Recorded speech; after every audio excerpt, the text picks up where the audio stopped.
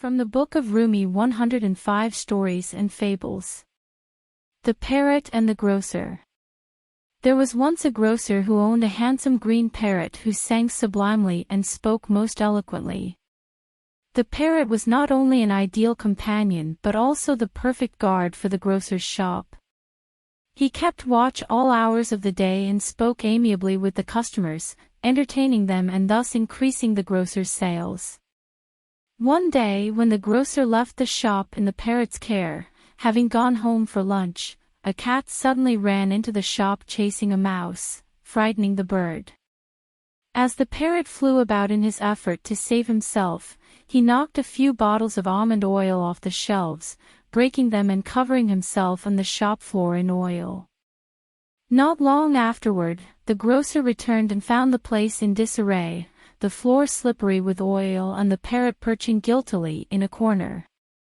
In the wink of an eye, the grocer lost his temper and hit the bird on the head with all his might.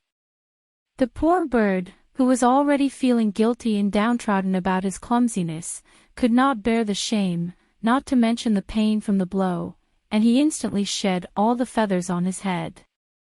Soon after the almond oil incident, the parrot completely stopped speaking and singing. The grocer realized how grave his mistake had been in striking the bird. Not only had he lost his jolly companion but he had also curtailed his thriving business. Having no one but himself to blame, he now felt dumbfounded that he had single-handedly threatened his very livelihood. "I wish I'd broken my hand," he lamented. "How could I have struck my sweet-voiced bird like that?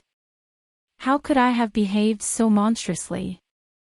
The grocer began to give alms to each and every poor dervish who passed by his shop, hoping that by doing good deeds he might be forgiven, and his bird might again start to exercise his mesmerizing voice. After 3 days and nights of remorse and suffering the parrot's silence, the grocer came into luck. A bold dervish walked into the shop, and instantly the parrot began to speak. "Did you spill bottles of almond oil too?" The handful of customers in the shop were amused and smiled at the parrot, who had innocently thought that the bald man had suffered the same fate as himself. "Darling little parrot," said one of the customers compassionately, "never equate one action with another.